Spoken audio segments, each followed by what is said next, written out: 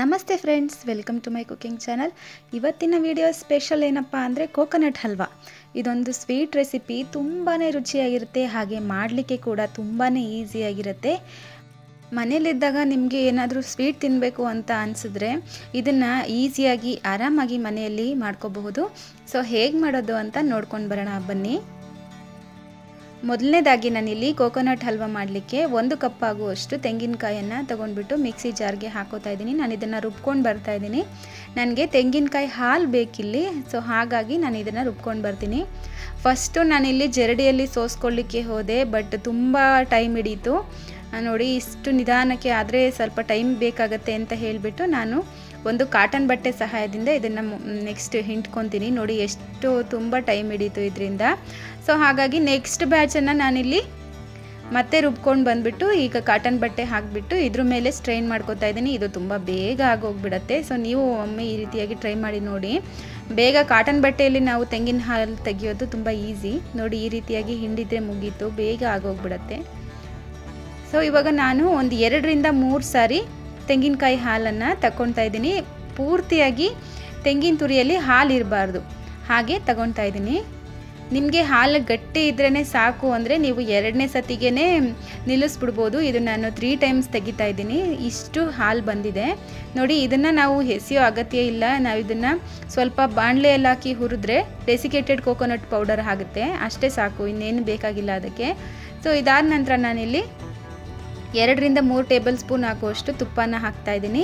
ಹಾಗೆ ತುಪ್ಪಕ್ಕೆ ಇಲ್ಲಿ ಮೊದಲನೇದಾಗಿ ಒಂದು 8ರಿಂದ 10 ಗೋಡಂಬಿಯನ್ನು ಸೇರಿಸ್ಕೊತಾ ಇದ್ದೀನಿ. ಹಾಗೆ ಒಂದು 10ರಿಂದ 15 ದ್ರಾಕ್ಷಿಯನ್ನು ಹಾಕ್ತಾ ಇದ್ದೀನಿ, ಒಣ ದ್ರಾಕ್ಷಿಯನ್ನು.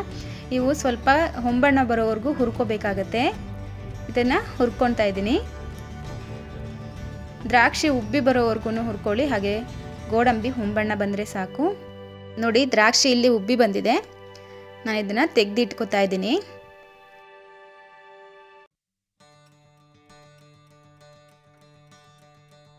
ಇದಾದ ನಂತರ ನಾನು ಅದೇ ತುಪ್ಪಕ್ಕೆ ನಾನಿಲ್ಲಿ ಹಾಲು ತಗೊಂಡಿದ್ದೀನಲ್ಲ, ತೆಂಗಿನ ಹಾಲು, ಅದನ್ನು ಹಾಕ್ತಾಯಿದ್ದೀನಿ. ಇದು ದ್ರಾಕ್ಷಿದು ಕಡ್ಡಿ, ಸೊ ಅದನ್ನು ತೆಗೆದಿಡ್ತಾ ಇದ್ದೀನಿ.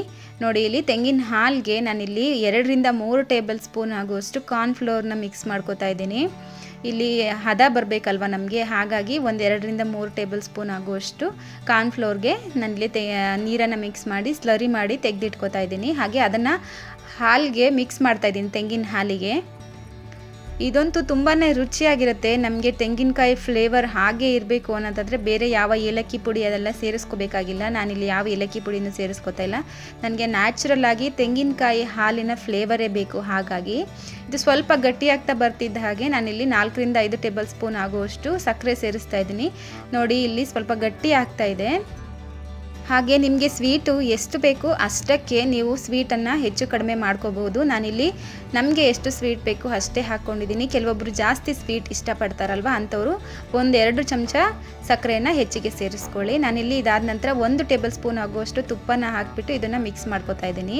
ನಾವಿದನ್ನು ಮಿಕ್ಸ್ ಮಾಡೋದು ಒಂದೇ ಇಲ್ಲಿ ಕೆಲಸ ಹಿಡಿಯೋದು. ಸ್ವಲ್ಪ ಹೈ ಫ್ಲೇಮ್ ಮಾಡಿಕೊಂಡು ಲೋ ಫ್ಲೇಮ್ ಮಾಡಿಕೊಂಡು ಕುದಿಲಿಕ್ಕೆ ಬಿಟ್ಬಿಟ್ಟು ಈ ರೀತಿ ಮಿಕ್ಸ್ ಮಾಡ್ತಾ ಹೋದರೆ ಈ ಹದ ನಮಗೆ ಕನ್ಸಿಸ್ಟೆನ್ಸಿ ಹಲ್ವಾ ಹದ ಬರೋವರೆಗೂ ನಾವು ಇದನ್ನು ಮಿಕ್ಸ್ ಮಾಡ್ಕೋತಾ ಇರಬೇಕಾಗತ್ತೆ. ಹಾಲಿನ ಅಳತೆ ಎಷ್ಟಿದೆ ಅಷ್ಟರ ಮೇಲೆ ನೀವು ಕಾರ್ನ್ಫ್ಲೋರನ್ನು ತಗೋಬೇಕಾಗುತ್ತೆ. ನಾನಿಲ್ಲಿ ಒಂದು ಅರ್ಧ ಲೀಟ್ರ್ ಹಾಲಿದ್ರೆ 2ರಿಂದ 3 ಟೇಬಲ್ ಸ್ಪೂನ್ ಆಗುವಷ್ಟು ಕಾರ್ನ್ಫ್ಲೋರ್ನ ಹಾಕ್ಕೊಂಡಿದ್ದೀನಿ. ಸೊ ನೋಡಿ ಎಷ್ಟು ಥಿಕ್ನೆಸ್ ಬರ್ತಾ ಇದೆ.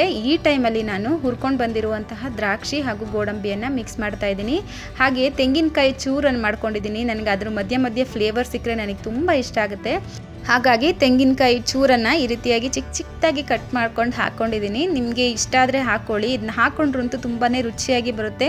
ಹಾಗೆ ನಮಗೆ ಫ್ಲೇವರ್ ಅಂತೂ ತುಂಬ ಚೆನ್ನಾಗಿ ಸಿಗುತ್ತೆ. ನೋಡಿ, ಕೊನೆಯಲ್ಲಿ ಈ ಹದಕ್ಕೆ ಬಂದಿದೆ. ಈ ಹದಕ್ಕೆ ಬಂದಮೇಲೆ ನೀವು ಪ್ಲೇಟಿಗೆ ಹಾಕ್ಕೊಂಡು ಕಟ್ ಕೂಡ ಮಾಡ್ಕೋಬಹುದು. ನನಗೆ ಆ ರೀತಿ ಕಟ್ ಮಾಡಲಿಕ್ಕೆ ಇಷ್ಟ ಇಲ್ಲ, ಮಾಡಿರೋದೇ ಸ್ವಲ್ಪ ಅಲ್ವಾ, ಜಾಸ್ತಿ ಏನು ಮಾಡಿಲ್ಲ. ಸೊ ನಾನು ಇದನ್ನು ಕೇಸರಿ ಬಾತ್ ಸರ್ವ್ ಮಾಡ್ತೀವಲ್ಲ ಆ ರೀತಿಯಾಗಿ ಸರ್ವ್ ಮಾಡ್ಕೋತಾ ಇದ್ದೀನಿ. ತುಂಬಾ ರುಚಿಯಾಗಿರುತ್ತೆ, ಹಾಗೆ ತುಂಬಾ ಹೆಲ್ದಿ ಕೂಡ. ಯಾಕೆ ಅಂದರೆ ನಾವಿಲ್ಲಿ ತೆಂಗಿನಕಾಯಿ ಹಾಲನ್ನು ತಗೊಂಡಿದ್ದೀವಿ. ನೀವು ಒಮ್ಮೆ ಇದೇ ರೀತಿಯಾಗಿ ಮಾಡಿ ನೋಡಿ, ತುಂಬಾ ರುಚಿಯಾಗಿರುತ್ತೆ. ಹಾಗೆ ಮನೇಲಿ ಎಲ್ಲರೂ ಕೂಡ ಇಷ್ಟಪಟ್ಟು ತಿಂತಾರೆ. ಈ ವಿಡಿಯೋ ನಿಮಗೆ ಇಷ್ಟ ಆಗಿದ್ದರೆ ಲೈಕ್ ಮಾಡಿ, ಶೇರ್ ಮಾಡಿ, ಕಾಮೆಂಟ್ ಮಾಡಿ. ಹಾಗೆ ನನ್ನ ಚಾನಲ್ನ ಫಸ್ಟ್ ಟೈಮ್ ನೋಡ್ತಾ ಇದ್ದರೆ ಸಬ್ಸ್ಕ್ರೈಬ್ ಮಾಡ್ಕೊಳ್ಳಿ. ಮುಂದಿನ ವಿಡಿಯೋನಲ್ಲಿ ಸಿಗೋಣ. Thank you.